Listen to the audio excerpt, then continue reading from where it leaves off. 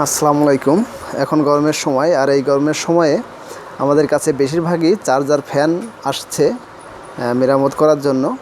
আসলে গরমের চাপটা যখন খুবই বাড়ে তখন কিন্তু চার্জার ফ্যানের কোনো বিকল্প নেই। এখন মানুষ চার্জার ফ্যানের উপরেই কিন্তু ভরসা করে থাকে। দেখুন, অনেক চার্জার ফ্যান বেশ কিছুদিন হলে ঠিক করছি। গরম কিন্তু এতটাই চাপ বেড়েছিল ঈদের সপ্তাহখানেক আগে বা ঈদের 2-4 দিন আগে, এরকম টাইমে কিন্তু গরমটা খুবই বেড়েছিল। আর তখনই আমাদের কাছে এত পরিমাণে চার্জার ফ্যান এসেছে যে কি বলবো আপনাদেরকে। সব কাজ বাদ দিয়ে শুধু কিন্তু চার্জার ফ্যানই কাজ করতে হয়েছে আমাদেরকে।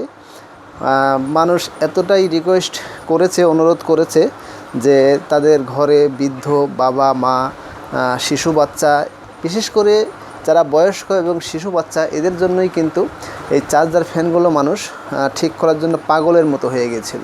তো আপনাদেরকে দেখাতে চলেছি চার্জার ফ্যানগুলো বর্তমানে বেশিরভাগ কি সমস্যা নিয়ে আমাদের কাছে আসছে, আর সমস্যাগুলো কিভাবে সমাধান করা যায়, এই কাজগুলোই আজকে দেখানোর চেষ্টা করব আমার এই ভিডিওতে।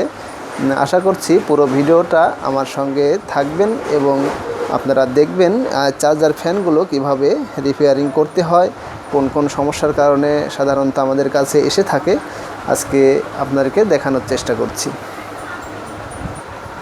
আজকে আমার কাছে এসেছে, দেখুন, ওয়ালটন ব্র্যান্ডের একটি ফ্যান।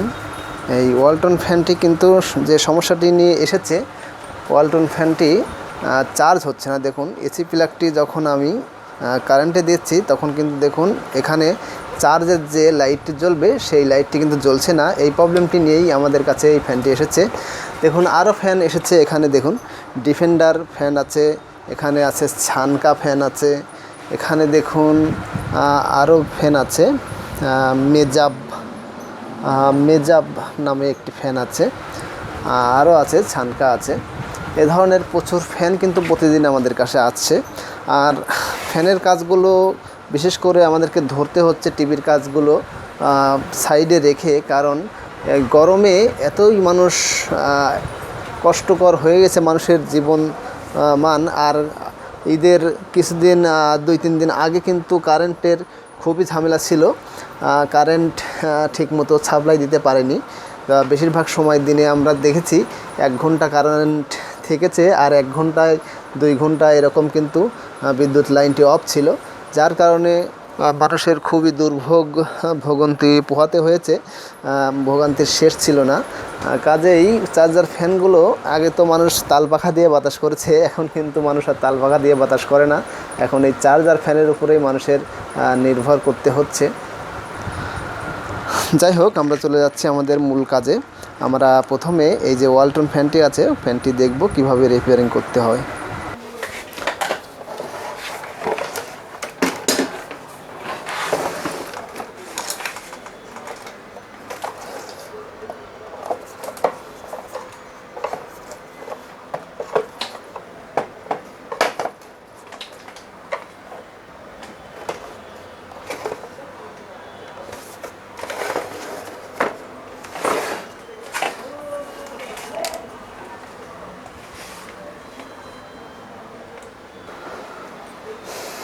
চার্জার ফ্যানটি আমি খুলে নিয়েছি। দেখুন, এখানে 2টি সার্কিট বোর্ড আছে, এই একটি আর এই যে একটি। এখানে আছে আমাদের যে পাওয়ার বোর্ডটি, এই পাওয়ার বোর্ডটি দিয়েই কিন্তু এই যে ব্যাটারিটি চার্জ হয় এবং এই ফ্যানটি ভোল্টেজ গিয়ে ফ্যানটি সচল হয় এবং ফ্যানটি ঘোরে। কাজেই পাওয়ারটি আমাদের ওকে থাকতে হবে। পাওয়ার যদি ওকে না থাকে ফ্যানটি কিন্তু চলবে না। আর এই ফ্যানটি দেখুন, ফ্যানটি কিন্তু আইসি সিস্টেম, অটো সিস্টেম ফ্যানটি। দেখুন, টাচে কাজ হয়। এখানে টাচ সুইচ আছে, এই যে এটা টাচ সুইচ, এটা কিন্তু টাচ সুইচ, এটা সব কিছু টাচ সুইচ। ওয়ালটন কোম্পানির ফ্যানটি মোটামুটি খুব ভালো সার্ভিস ফ্যানটি। যেহেতু আমাদের এই ফ্যানটির সমস্যা, চার্জ হচ্ছে না এবং ফ্যানটিও ঘুরছে না, সেহেতু আমি পাওয়ার বোর্ডটি প্রথমে খুলে নিচ্ছি।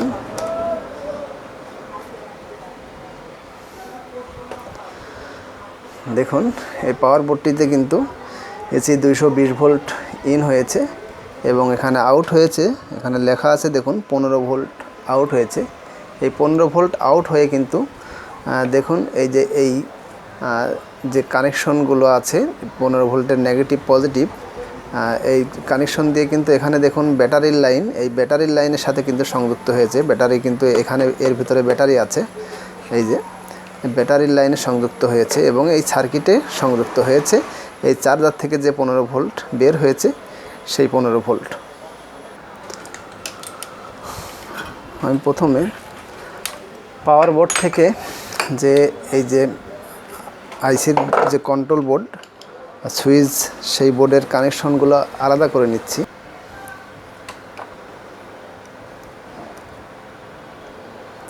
পজিটিভ এবং নেগেটিভ 15 ভোল্টের যে আউট ভোল্টেজটা আমি এই যে এই সার্কিট থেকে আলাদা করে নিলাম।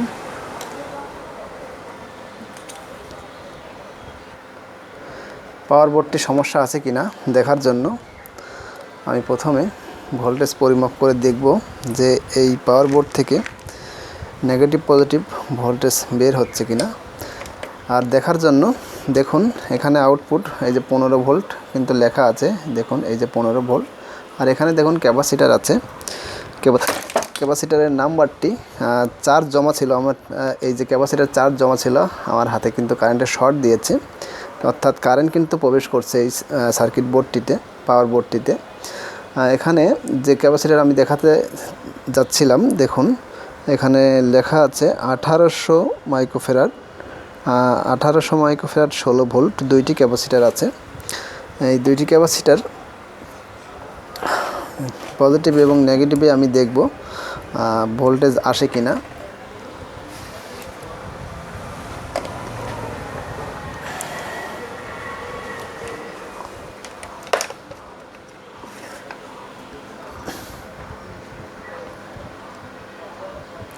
কোনো ভোল্টেজ নেই, 0 ভোল্টেজ। এসি ভোল্টেজ 379 ভোল্টেজ কিন্তু ইন হচ্ছে আমাদের এই সার্কিটটিতে, কিন্তু আউটপুট যে ভোল্টেজটি বের হবে 15 ভোল্টেজ, সে ভোল্টেজটি কিন্তু বের হচ্ছে না। আর এসি ভোল্টেজ দেখুন এইখানে এসি ভোল্টেজ আমি প্লাগটি অফ করে দিয়েছি কারেন্টের, দেখুন 342 আস্তে আস্তে কিন্তু ভোল্টেজটি কমে যাচ্ছে। এখানে যে ক্যাপাসিটারটি আছে দেখুন 400 ভোল্ট 100 মাইক্রোফ্যারাড, এই ক্যাপাসিটারটি পর্যন্ত কিন্তু আমাদের ভোল্টেজটি ওকে আছে, অর্থাৎ এসি সেকশনে কিন্তু এই পাওয়ারটি ওকে আছে। কিন্তু এই যে আউটপুট 15 ভোল্ট, এই 15 ভোল্টই আসছে না। আউটপুট 15 ভোল্ট না আসার পিছনে অনেকগুলো কারণ থাকতে পারে। যেমন দেখুন এখানে কন্ট্রোলার আইসি আছে, এই আইসিটির কারণে হতে পারে। আবার এখানে কিছু রেস্টেন আছে, পিচি আছে, উল্টা পাশে দেখুন কিছু রেস্টেন ব্যবহার করা হয়েছে, এসএমডি রেস্টেন, রেকটিফায়ার, এগুলোর থেকে হতে পারে। তো আসলে সম্পূর্ণ ফাংশনটাই আমরা টিভিতে পাওয়ার যেভাবে ঠিক করি সেভাবেই কিন্তু আমাদের এই পাওয়ারটিও ঠিক করতে হবে। তো আমি সর্বপ্রথমে যেহেতু আমাদের এই 300 ভোল্ট ওকে আছে, এই 400 ভোল্টের যে ক্যাপাসিটার আমরা 300 ভোল্ট কিন্তু ওকে পেয়েছি, এবং আমরা দেখতে পাচ্ছি এই যে কন্ট্রোলার আইসিগুলো কিন্তু কোনো বাস্ট হয়নি বা আশেপাশে কোনো পার্টস পুড়ে যায়নি।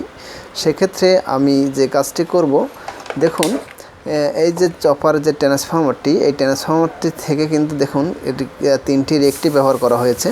এই 3টি রেকটি দিয়ে কিন্তু এই ট্রান্সফর্মারের এসি ভোল্টকে ডিসি করা হয়েছে। অর্থাৎ দেখুন এই যে ট্রান্সফর্মারের এই যে পিনটি, আমি একটু জুম করে আপনাদেরকে দেখাই। দেখুন এই 3টি পিন কিন্তু একটাই কানেকশন, আর এই 3টি পিন কিন্তু একটাই লাইনে গিয়েছে। এই যে নেগেটিভ গিয়েছে এই 3টি, আর এই 3টি রেকটি দিয়ে কিন্তু এই যে পজিটিভ গিয়েছে, এই ক্যাপাসিটারের পজিটিভে গিয়েছে। এই যে দেখুন আমি দেখব রেকটিগুলো শর্ট হয়েছে কিনা। আমার প্রথম যে স্টেপ সেই কাজটি আমি দেখব। শর্ট আছে কিনা দেখার জন্য আমি একটি অ্যানালগ মিটার নিয়েছি। মিটারে দেখুন আমি রেকটিগুলো পরিমাপ করে নিচ্ছি। দেখুন নেগেটিভে পজিটিভ ধরেছি মিটারে, আর পজিটিভে নেগেটিভ ধরছি। আমাদের রেকটিফায়ারটি কিন্তু শর্ট দেখাচ্ছে, দেখুন দুই পাশেই শো করছে, তার রেকটিগুলো শর্ট দেখাচ্ছে। তো আমাদেরকে এই যে ক্যাপাসিটারের দুই পাশেই কিন্তু দেখুন শর্ট দেখাচ্ছে, অর্থাৎ আমাদের এই আউটপুট 15 ভোল্ট যে লাইনটি, সেই লাইনটি শর্ট পেয়েছি। শর্ট ছড়ানোর জন্য আমি প্রথমে যে রেকটিগুলো আছে রেকটিগুলো খুলে নিচ্ছি।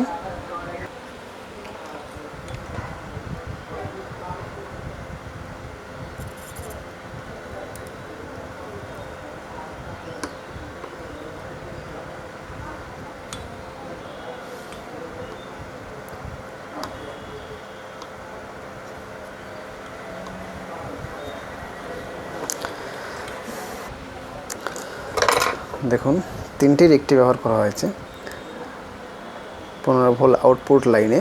3টি রেকটি আমি খুলে নিয়েছি। আমি একটি করে রেকটি পরিমাপ করে দেখছি কোন রেকটিটি শর্ট আছে। এই রেকটিটি ওকে আছে, একদিকে শো করছে। এই রেকটিটি কিন্তু শর্ট পেয়েছি, পজিটিভ টার্মিনালটা আমার এইখানে যাবে, দেখুন শর্ট দেখাচ্ছে। এই রেকটিটা কিন্তু দুই পাশেই শর্ট দেখাচ্ছে। এটি একটি আমি নষ্ট পেয়েছি, এই রেকটিটা ঠিক আছে মনে হচ্ছে, একদিকে শো করছে, একদিকে শো করছে না। 3টি রেকটির মধ্যে 2টি রেকটি ওকে আছে, একটি রেকটি নষ্ট হয়ে গিয়েছে। আমি এই 2টি রেকটি লাগিয়ে আপাতত পাওয়ার দিয়ে দেখব আমাদের পাওয়ারটি ওকে হয় কি না।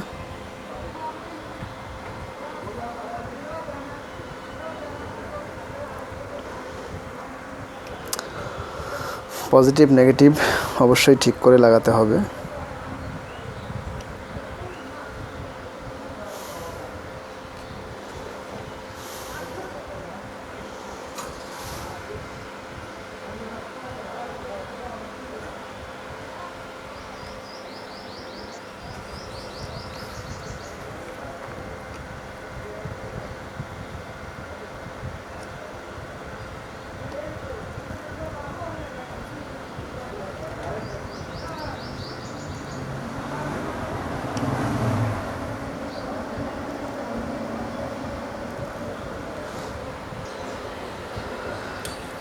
রেকটিফায়ার লাগানোর পরে আমাদের 15 ভোল্ট যেখানে ভোল্টেজটি থাকার কথা, দেখুন আমাদের এখানে কিন্তু 19.3 ভোল্ট দেখাচ্ছে। আমার আগের ডিজিটাল মিটারটি সম্ভবত নষ্ট হয়ে গেছে, ভুল পরিমাপ দেখিয়েছিল। দেখুন মিটারটি চেঞ্জ করেছি আমি, 15.7 ভোল্ট দেখাচ্ছে কিন্তু আমাদের এই পাওয়ার সাপ্লাইটির ভোল্টেজ কিন্তু আমরা ওকে পাচ্ছি। শুধুমাত্র আউটপুটের একটি রেকটিফায়ার শর্ট হওয়ার কারণে আমাদের ভোল্টেজটি মিসিং ছিল এবং পুরো ফ্যানটি কিন্তু নষ্ট হয়ে গিয়েছিল। আপনারা দেখতে পাচ্ছেন এই যে রেকটিফায়ারটি, রেকটিফায়ারের নাম্বারটি দেখুন HB8100। এ ধরনের রেকটিফায়ার বাজারে কিনতে পাওয়া যেতে পারে, নাও যেতে পারে। 2টি রেকটিফায়ারে কিন্তু আমাদের এই পাওয়ার বোর্ডটি কিন্তু চলবে, কিন্তু তারপরেও যেহেতু কোম্পানি 3টি রেকটিফায়ার ব্যবহার করেছে, নিশ্চয়ই এর পিছনে কারণ আছে। 3টি রেকটিফায়ার আমাদেরকে অবশ্যই লাগিয়ে নিতে হবে। 2টি রেকটিফায়ার আমরা লাগিয়ে সেটিং করে দেব না, এতে করে কিছুদিন পরে আবার সমস্যা হতে পারে।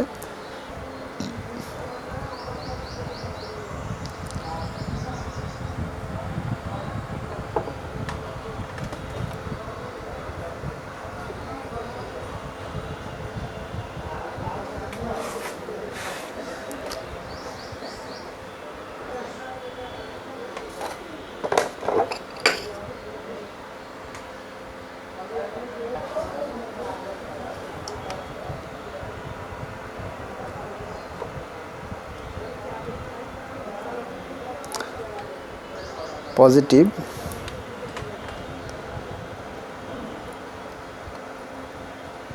নেগেটিভ।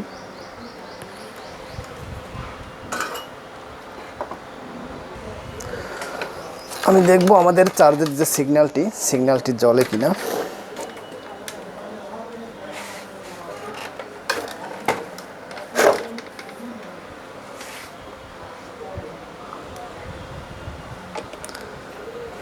দেখুন আমাদের চার্জের সিগন্যালটি কিন্তু অলরেডি জ্বলেছে।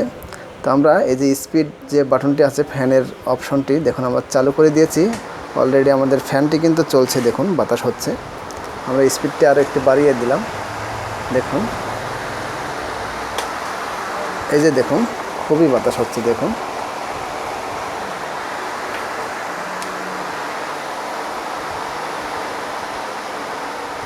আমাদের পাওয়ার বোর্ডটি কিন্তু ওকে হয়ে গেছে।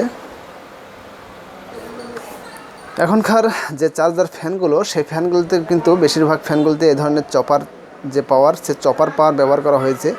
আগে ছিল ট্রান্সফরমার পাওয়ার থাকতো ফ্যানগুলোতে, এখন কিন্তু চপার সিস্টেম করেছে। আর এই চপার সিস্টেম পাওয়ারগুলো নষ্ট হয়ে গেলে কিন্তু আমরা ট্রান্সফরমার পরে এক্সট্রা বাজার থেকে কিনে এনে লাগিয়ে তারপরে কিন্তু এখন যে স্পিড বাতাস ফ্যানের সেই স্পিডটা কিন্তু আমরা পাই না, লো স্পিড পাই। দেখুন কত সুন্দর স্পিড ফ্যানের, কিন্তু ট্রান্সফরমার লাগালে কিন্তু এ ধরনের স্পিড পাই না। আবার যদি বেশি ভোল্টের ট্রান্সফরমার লাগিয়ে নেই তাহলে কিন্তু আমাদের এই সার্কিট বোর্ড যেগুলো আছে আইসিগুলো পুড়ে যায়, এ ধরনের সমস্যা হয়। তো আপনারা সব সময় চেষ্টা করবেন অরিজিনাল যে চপার, এই চপারগুলো ঠিক করার। যদি অরিজিনাল চপারগুলো আপনারা ঠিক করে দিতে পারেন তাহলে কিন্তু এই ফ্যানগুলো আবার নতুনের মতো সার্ভিস দিবে। আর অরিজিনাল চপারগুলো যদি ঠিক না করেন তাহলে কিন্তু সার্ভিসটা খুব একটা ভালো দিবে না। এতে করে আমাদের মতো যারা টেকনিশিয়ান এদেরও কিন্তু অনেক দুর্নাম হবে যে উনি ভালো কাজ করতে পারে না, আমার ভালো ফ্যানটি দিয়েছিলাম সামান্য একটি সমস্যার জন্য ঠিক করতে পারেনি। আশা করছি বোঝাতে পেরেছি টিভির চপার কিভাবে কাজ করতে হয়। টিভির চপার টিভি বলতেছি, ফ্যানের চপার আর টিভির চপার কিন্তু একই রকমভাবেই কাজ করতে হয়, একই হিসাব, জাস্ট একটু বোঝার বিষয়, বুঝলেই কিন্তু সবই একই হিসাব। আশা করছি বোঝাতে পেরেছি। আজকের মতো আমার ভিডিওটি এখানেই রেখে দিতে হচ্ছে। আমার বেশিরভাগ ভিডিওগুলোই লম্বা হয়ে যায়, এর জন্য আমি আপনাদের কাছে ক্ষমা চেয়ে নিচ্ছি, কারণ অনেক সময় এত লম্বা ভিডিও আপনারা দেখতে চান না। আমি চেষ্টা করব ভবিষ্যতে শর্ট করে ভিডিও তৈরি করে আরও শর্টে আপনাদেরকে বোঝানোর জন্য। আমার জন্য দোয়া করবেন। আর আমার ভিডিওটি যদি ভালো লেগে থাকে আমার ভিডিওতে অবশ্যই একটি লাইক দিতে ভুলবেন না। পরবর্তী ভিডিও পেতে সাবস্ক্রাইব করে আমার চ্যানেলের পাশেই থাকুন। আজকের মতো এখানেই বিদায়। আল্লাহ হাফেজ।